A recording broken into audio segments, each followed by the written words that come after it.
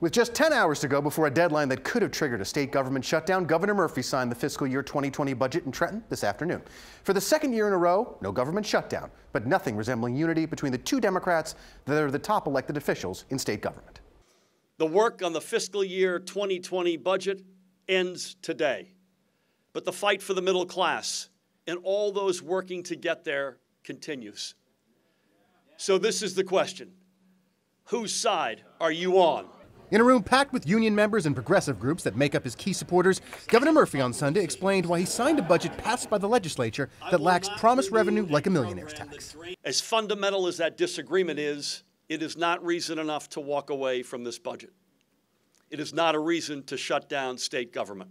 The governor used his line-item veto to cut just under $50 million in legislative spending.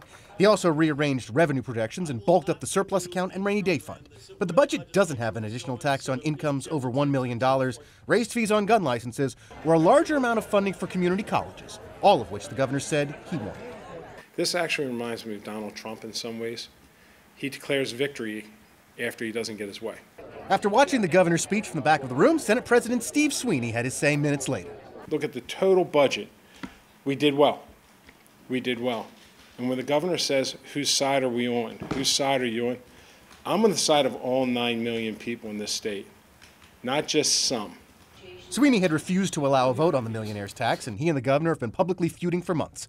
But behind all the personal sniping is a fundamental disagreement between the two Democrats over how progressive New Jersey should be, a debate that's likely to continue. New Jersey is a moderate state, period. It is not a liberal state. It's not. We didn't get here just to get to June 30th and then stumble into July 1st and start this all over again.